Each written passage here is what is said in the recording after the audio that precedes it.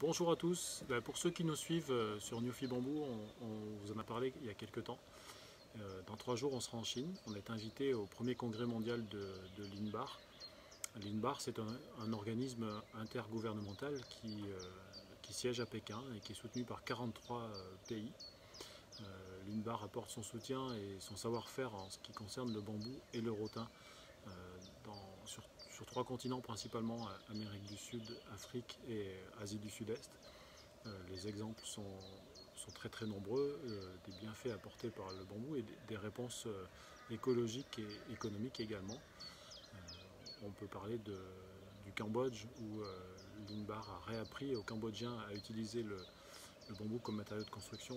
Pendant des années, les Cambodgiens se sont battus dans les villages pour gagner des parcelles contre le bambou, pour pouvoir construire ce qui était pour eux le summum de la réussite sociale, c'est-à-dire des maisons en dur, en parpaing, comme les occidentaux.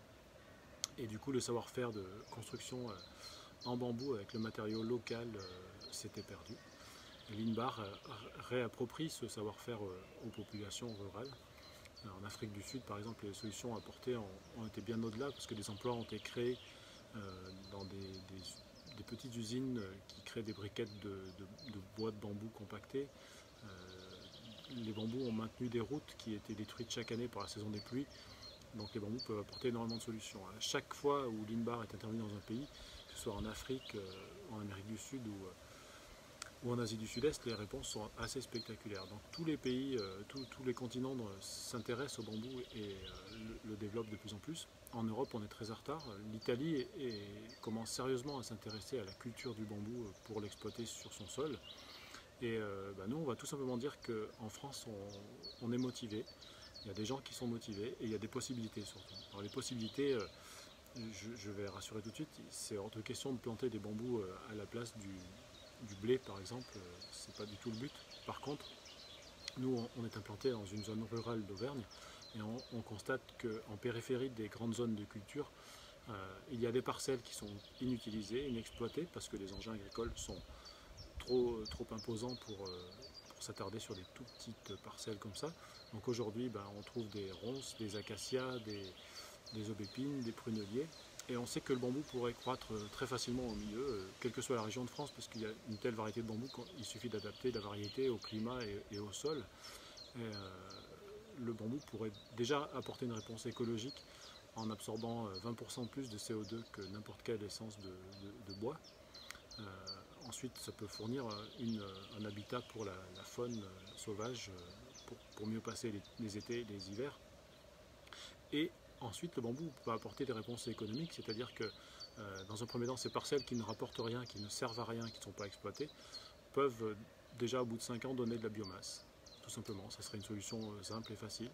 En même temps, si on a de la biomasse d'un côté, ça veut dire qu'on peut avoir un entrepreneur qui va pouvoir installer une petite structure de, par exemple pour de l'électricité à partir de la biomasse du bambou.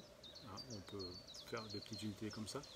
Mais au-delà de la biomasse, on peut également transformer le bambou. Ce que les Français connaissent beaucoup moins au sujet du bambou, c'est qu'à l'heure actuelle, le bambou peut remplacer tous les produits plastiques que nous utilisons en jetable.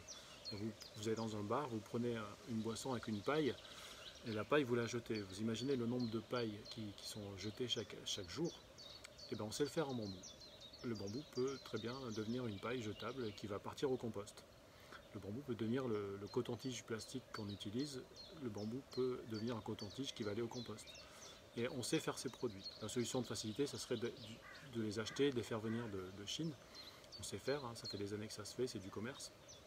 Mais ça serait dommage parce qu'il existe déjà des plantations de bambou en France. Il y a des bambouseraies sauvages, inexploitées, un peu partout. Les gens sont parfois envahis parce qu'ils méconnaissent cette plante. Et il suffirait d'avoir quelques entrepreneurs très motivés, formés pour maîtriser cette plante.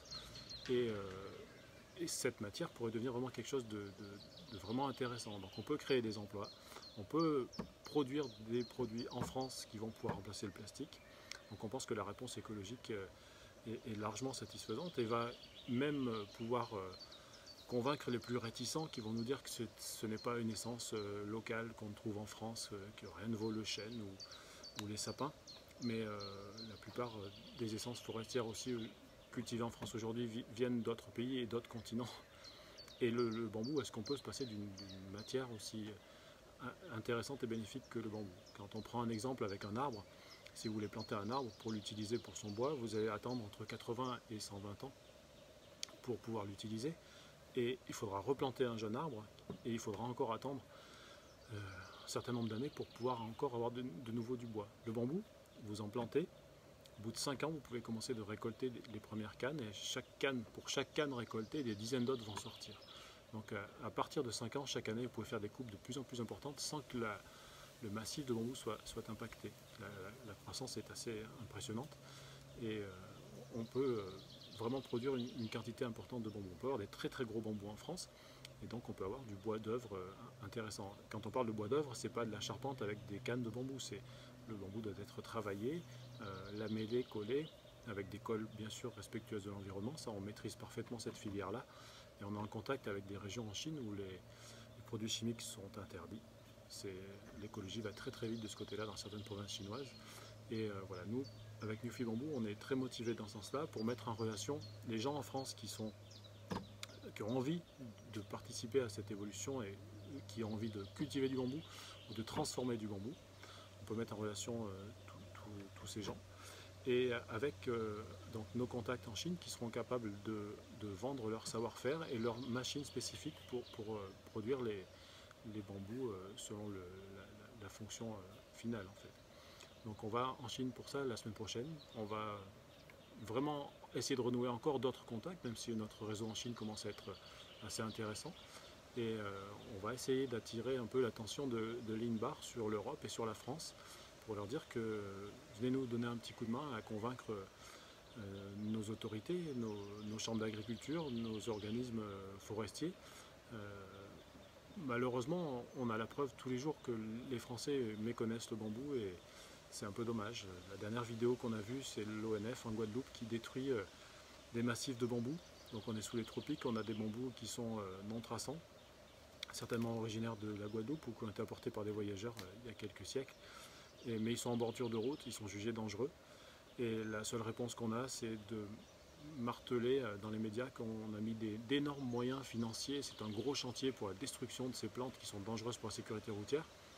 Alors ces plantes, d'une, ne sont pas envahissantes, ce sont des bambous tropicaux de la famille des Dendrocalamus, c'est clairement, c'est facile à identifier même en vidéo. Et en plus on met une bâche plastique dessus sur la souche pour finir de la faire crever, donc la réponse écologique, elle n'est pas là. Ces mêmes massifs auraient pu être exploités, donc vraiment, il y a vraiment une profonde méconnaissance qu'on voudrait vraiment essayer de solutionner et on est à disposition pour mettre en relation tous les gens de bonne volonté qui ont envie d'apprendre et les plus réticents sont les bienvenus pour discuter des bienfaits du bambou. Voilà, donc on est très motivés, on est en Chine la semaine prochaine, on vous tiendra au courant, on vous fera passer quelques petites vidéos de la cérémonie officielle, du dîner de gala, voilà, c'est la Chine et on va essayer de vous apporter plein de bonnes nouvelles. Voilà, à très bientôt et vive le bambou!